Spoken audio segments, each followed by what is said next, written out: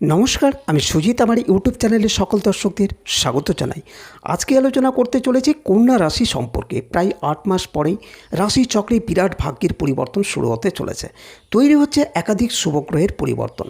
সেই নিয়ে আজকের এপিসোড। সেই সাথে থাকবে নাক্ষত্রিক আলোচনা, তাই পুরো ভিডিওটি মন দিয়ে শেষ পর্যন্ত শুনবেন। তবে তার আগে আপনাদের কাছে আমার বিশেষ অনুরোধ, যারা আমার চ্যানেলে প্রথমবার যুক্ত হয়েছেন সেই সব ব্যক্তিরা অবিলম্বে সাবস্ক্রাইব করবেন এবং পাশে থাকা বেল আইকনটিকে অবশ্যই প্রেস করে রাখবেন।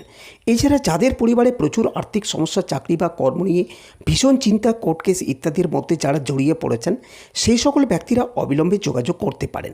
আমি অনলাইনে ভাগ্য বিচার করে থাকি, আপনারা চাইলে যোগাযোগ করতে পারেন।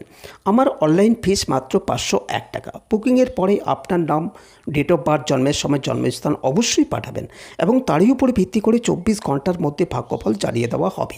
ততক্ষণে আপনারা নিশ্চিন্তে থাকতে পারেন। তাহলে কথা না বাড়িয়ে আজকের অনুষ্ঠান শুরু করা যাক। আজকের আলোচ্য বিষয় কন্যা রাশি সম্পর্কে। কন্যা কালপুরুষের ষষ্ঠ রাশি বুধের দ্বারা প্রভাবিত। প্রায় 8 মাস পরে রাশি চক্রে বিরাট ভাগ্যের পরিবর্তন শুরু হতে চলেছে। তৈরি হচ্ছে একাধিক শুভগ্রহের পরিবর্তন। এতদিন পর বেশ কয়েকটি ভিডিও আপনাদের সামনে প্রকাশ করেছি, যেখানে শুধুমাত্র নেগেটিভ আলোচনা আমাদের মধ্যে উঠে এসেছিল। সত্যি সিচুয়েশন সেই রকমই ছিল। আপনারা ইউটিউবে বিভিন্ন জ্যোতিষীর কথাগুলো শুনেছেন হয়তো।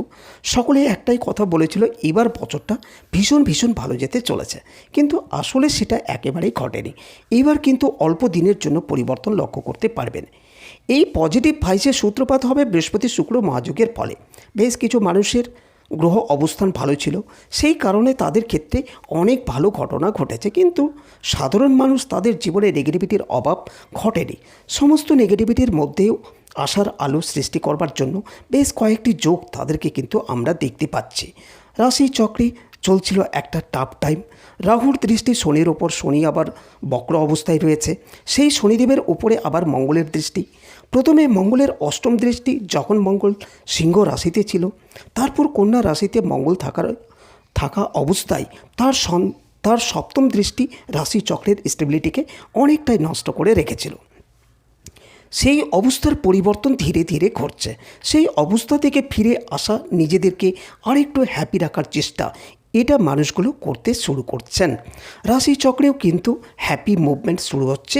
পরপর আমাদের চারপাশে অ্যাক্সিডেন্ট, ঝামেলা, অশান্তি, রাজনৈতিক অভ্যুত্থান, এরকম একাধিক ঘটনা, এগুলো কিন্তু আমরা দেখতে পেয়েছি এবং এই সমস্ত ঘটনাগুলির প্রভাব কিংবা পরবর্তী প্রভাব, সেগুলো কিন্তু আমরা ফেস করেছি। এবার কিন্তু টাফ সিচুয়েশন থেকে একটু করে ভালোর দিকে ঘটছে।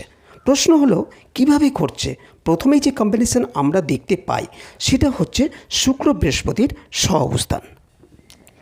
প্রায় 1 বছর পরে শুক্রের সঙ্গে বৃহস্পতির সহাবস্থান, এবং এটা কিন্তু একটা মানুষের মধ্যে ভালো থাকার সুযোগ সৃষ্টি করবে। কম বেশি প্রত্যেকটা মানুষ তারা কিন্তু এর প্রভাব পাবেন।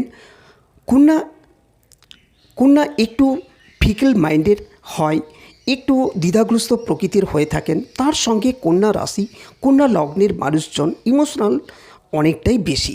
পরিশ্রম তারা করেন এবং পরিশ্রম তাদের করতে হয়। তবে তার মধ্যে কন্যা ভীষণ ক্রিয়েটিভ, সৃজনশীলতা, তাদের প্রত্যেকটার অনুভূতি যেন সুপ্ত অবস্থায় থাকে। 13ই সেপ্টেম্বর পর্যন্ত এই কন্যা রাশিতে মঙ্গল অবস্থান করে থাকেন। কিন্তু তার সঙ্গে সঙ্গে কন্যার দশমে বৃহস্পতি শুক্র যোগ সৃষ্টি হয়েছে। এরপরে শুক্র একাদশে প্রবেশ করবেন। তারপর বৃহস্পতিকে আমরা একাদশে প্রবেশ করতে দেখতে পাব। কন্যার জন্য মঙ্গলের এই রাশিতে বা লগ্নেতে অবস্থান অত্যন্ত নেগেটিভ, কারণ কন্যার তৃতীয় এবং অষ্টমপতি তিনি হলেন মঙ্গল। অশুভ গৃহে অবস্থান করলে শারীরিক, মানসিক, অর্থনৈতিক, সামাজিক ইত্যাদির ক্ষতি দিতেই পারে। শত্রুর সংখ্যা বাড়িয়ে তুলতে পারে, ঝামেলায় জড়িয়ে ফেলতে পারে। এর ফলে কন্যা রাশি বা লগ্নের মানুষদের জন্য একটা টাফ সময় চলছিল। 13ই সেপ্টেম্বরের পরে মঙ্গল কিন্তু তুলায় প্রবেশ করবে, অর্থাৎ অষ্টমপতি অষ্টমের দৃষ্টি এবং তৃতীয়পতি তৃতীয় দ্বাদশে অবস্থান করে রয়েছেন। এটা অশুভ যোগ নয়। অর্থনৈতিক দিক থেকে একটু প্রেশার থাকতে পারে।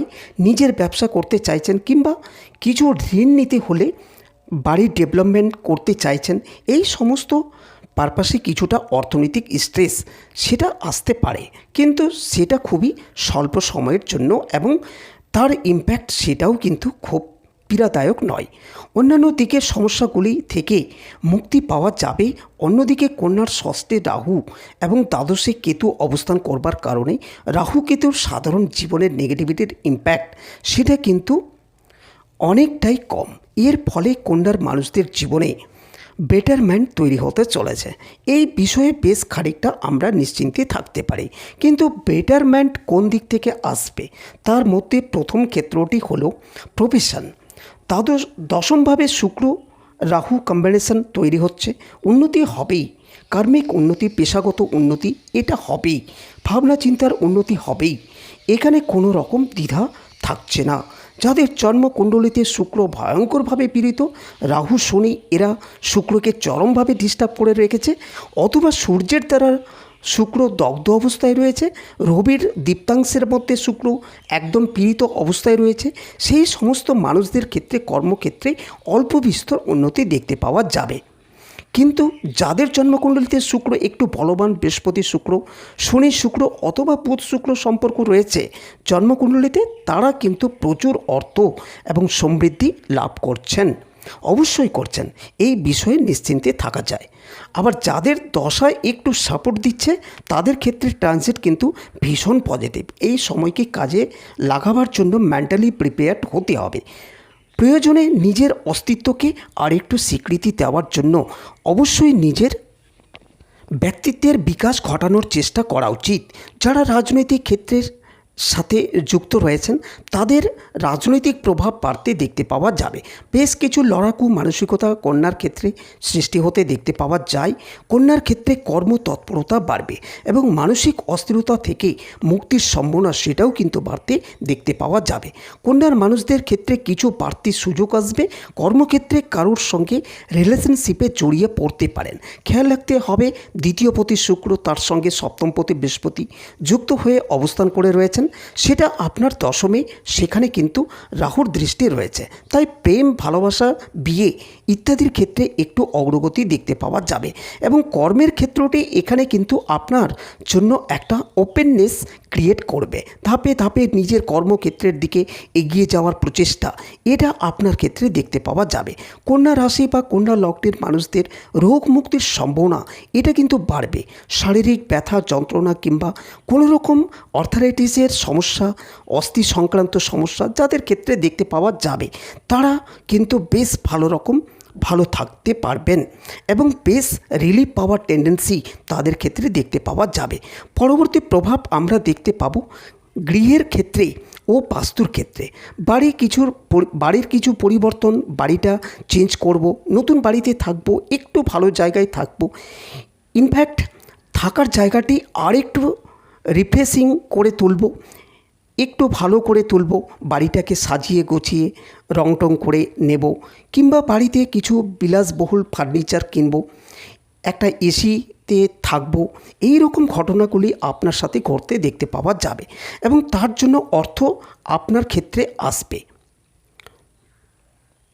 স্পিরিচুয়াল অ্যাটাচমেন্ট বাড়ছেই। কন্যার দ্বাদশে কেতু অবস্থান করে রয়েছে এবং এর কারণে কন্যার মোক্ষ ত্রিকোণ 4, 8, 12 এরা কিন্তু স্পিরিচুয়াল অ্যাক্টিভিটি হয়ে রয়েছে।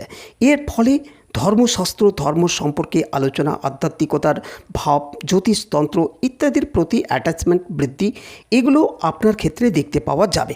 কখনো কখনো একটু আরেকটু ইমোশনাল হয়ে পড়তে পারেন, কিন্তু তার সঙ্গে কন্ট্রোল এটাও কিন্তু কন্যার ক্ষেত্রে থাকবে। কন্যার মানুষজন এই সময় লটারির টিকিট কাটতে পারেন, কারণ অর্থ ত্রিকোণ রাহুর দ্বারা অ্যাক্টিভ এবং রাহুর উপরে বৃহস্পতি দৃষ্টি রয়েছে। দশমে আপনার শুক্র থাকছে, দ্বিতীয়ভাবে মঙ্গল প্রবেশ করতে চলেছে। হঠাৎ প্রাপ্তির সম্ভাবনা এটা আপনার ক্ষেত্রে রয়েছে এবং হঠাৎ প্রাপ্তি এটা কিন্তু চরম প্রাপ্তি হওয়ার সংযোগ সেটা দেখতে পাওয়া যাবে। খুব সুন্দর, স্বাভাবিক, সুস্থভাবে নিজের জীবনের একটা ওপেননেস ক্রিয়েট করতে পারছেন। কন্যার মানুষরা শারীরিক সমস্যা, শারীরিক অশান্তি, অস্থিরতা থেকে মুক্তি, খুব সহজভাবেই নিজের ভালো থাকার রাস্তা খুঁজে বার করবার চেষ্টা, এটা কন্যা কিন্তু পারবেন। সুতরাং কন্যার মানুষদের জন্য বেশ কয়েকটি পজিটিভ প্রেডিকশন আমরা খুঁজে পেলাম আগামী কিছু দিনের জন্য। এবার চলে আসবো নাক্ষত্রিক আলোচনা প্রসঙ্গে। প্রথমে রয়েছে উত্তর ফাল্গুনী নক্ষত্র। উত্তর ফাল্গুনী নক্ষত্রের জাতক বা জাতিকাদের বৈদেশিক সম্পর্ক থেকে লাভবান হওয়ার সংযোগ দেখতে পাওয়া যাবে। বাড়িতে কোনো মানুষজন আসবেন এবং তাদের মাধ্যমে সন্তানের কিছু উন্নতি, ডেভেলপমেন্ট হবে। আপনার সৃজনশীলতার একটা নতুন প্রকাশ মান মাত্রা, সেটা আমরা দেখতে পাবো কন্যার ক্ষেত্রে। প্রফেশন ওরিয়েন্টেড কিছু জিনিসপত্র, অর্থাৎ কম্পিউটার খারাপ হওয়া, রিপ্লেসমেন্ট, নতুন কেনাকাটা এবং খুব ভালো কেনা, তার একটা সংযোগ দেখতে পাওয়া যাবে। কিছু কিছু খরচ হলেও জিনিসটা আপনার কর্মক্ষেত্রটিকে সুপ্রশস্ত করে তুলবে। এর পরবর্তী নক্ষত্র হস্তা। এই নক্ষত্রের জাতক বা জাতিকা তারা নিজেদের মধ্যে সুপ্ত প্রতিভা অন্বেষণ করবার চিন্তাভাবনা করতে শুরু করবেন। প্রত্যেকটি কাজের ক্ষেত্রে একটা সিস্টেম ফলো করবার চেষ্টা, এটা আমরা হস্তার ক্ষেত্রে দেখতে পাবো। রিলেশনশিপের ক্ষেত্রে অল্প বিস্তর জটিলতা আসলেও তার স্টেবিলিটি বজায় রাখার চেষ্টা এবং ক্ষমতা দুটোই কিন্তু হস্তার ক্ষেত্রে থাকবে। কিছুটা ইমোশনাল হয়ে উঠতে পারেন, জীবনে নতুন সম্পর্ক আসতে পারে। হস্তা কিন্তু পেটের সমস্যায় ভুগতে চলে যান। খাবারের ওপর নিয়ন্ত্রণ না রাখলে পেটের সমস্যা বাড়বে। নতুন পোষ্য প্রাণী বাড়িতে নিয়ে আসতে পারেন, সেটা অবশ্যই ব্রাউন কালারের কুকুর হওয়ার সম্ভাবনা বেশি। এর পরবর্তী নক্ষত্র চিত্রা। চিত্রার ব্যবসায় উন্নতি আসছে, সেটা পার্টনারশিপ হতে পারে, ইন্ডিভিজুয়াল হতে পারে। সুযোগ কিন্তু জীবনে অনেকটাই বাড়তে দেখতে পাওয়া যাবে। পরিবর্তনশীল মানসিকতা কাজ করতে দেখতে পাওয়া যাবে এবং বাড়ি পরিবর্তন, ব্যবসা ক্ষেত্র পরিবর্তন ইত্যাদির কারণে আপনি লাভবান হবেন। তারই সঙ্গে সঙ্গে আপনার যে স্টাফ যারা আপনার সঙ্গে কানেক্টেড, তাদের ক্ষেত্রেও কিন্তু বেশ কিছুটা পরিবর্তন দেখতে পাওয়া যাবে। সন্তান প্রাপ্তির সম্ভাবনা এই সময় ভীষণভাবে বাড়তে চলেছে এবং নিজের কর্মের উপর একটা নিয়ন্ত্রণ, একটা সিস্টেম, সেটা কিন্তু তৈরি করতে পারবেন। সুতরাং কন্যা লগ্ন এবং তার 3টি নক্ষত্র সম্পর্কে একটা সাধারণ ধারণা আপনাদেরকে জানালাম।